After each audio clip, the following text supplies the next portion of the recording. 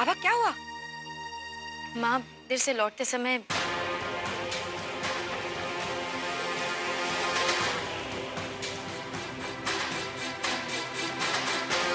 देव जी ने उन्हें पुलिस के हवाले कर दिया। कहाँ है वो कलंकिनी जिसकी वजह से पुलिस हमारे बच्चों को पकड़ कर लेकर गई? आप इस तरह से हमारे घर में कैसे घुस आई? ये क्या तरीका है बात करने का? तरीका हमें मत सिखाइए। घर से बाहर जाकर नौकरी करके हमारे बहू बेटियों का दिमाग खराब करके रख दिया है। Just shut up, okay? इस परिवार के बारे में कुछ भी बोलने से पहले एक बात ध्यान से सुन लीजिए। समाज में इज्जत बनती है आपके अच्छे आचार विचार, आपके अच्छे कर्मों से, और इस लिहाज से इस परिवार की और लता जी की बहुत ज्यादा इज्जत है। आप क्यों इतनी तरफदारी कर रहे हैं लता की? क्या लगती है वो आपकी? आपके इस सवाल का जवाब देना मैं जरूरी नहीं समझता, लेकिन फिर भी आप सुनिए। लता जी से मेरा वही रिश्ता है जो समाज में किसी भी दो लोगों का हो सकता है, सुख दुख का रिश्ता, इंसानियत का रिश्ता। लेकिन मुझे नहीं लगता कि आपको ऐसे किसी भी रिश्ते के बारे में मालूम होगा। सजा उनके गुनहगारों को मिलनी चाहिए, उन्हें नहीं। लेकिन इस समाज में हमेशा सजा उस लड़की को मिलती है जिसने जुल्म सहे। समाज तो ऐसा ही है देव बाबू, यहाँ हर कदम पर लड़की को ही सहना पड़ता है। क्या आप जानते हैं तलाकशुदा लड़की की फिर से शादी होना कितना कठिन होता है? कौन करेगा इससे शादी? क्यों कोई नहीं करेगा शादी लता जी से?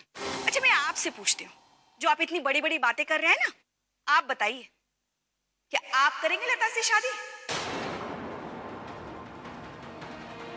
मैं थामूंगा लता जी का हाथ।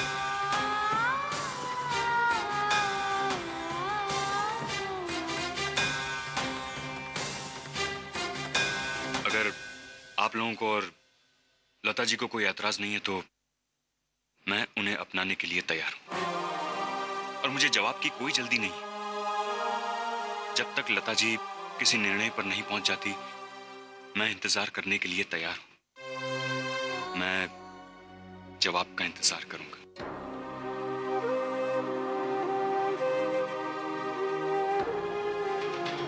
वो लोकल नंबर की डिटेल्स आ गई हैं।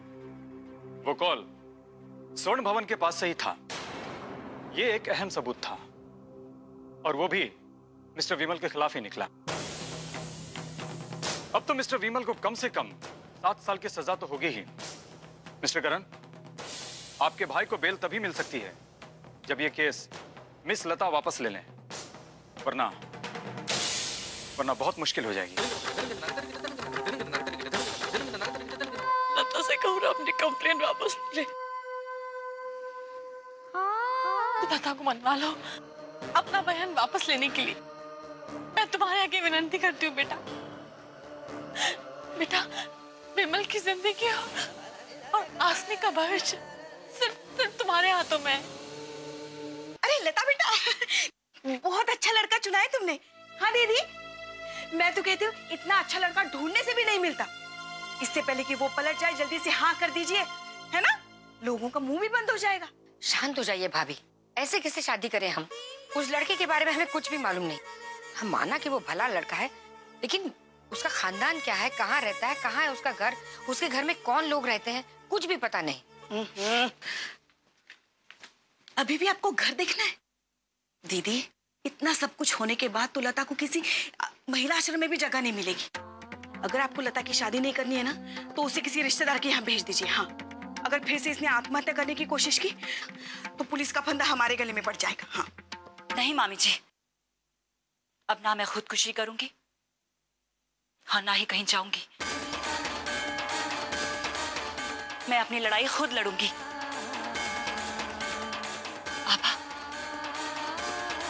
आपा के साथ मिलकर, और मुझे पूरा यकीन है कि गुनहगारों को सजा जरूर मिलेगी।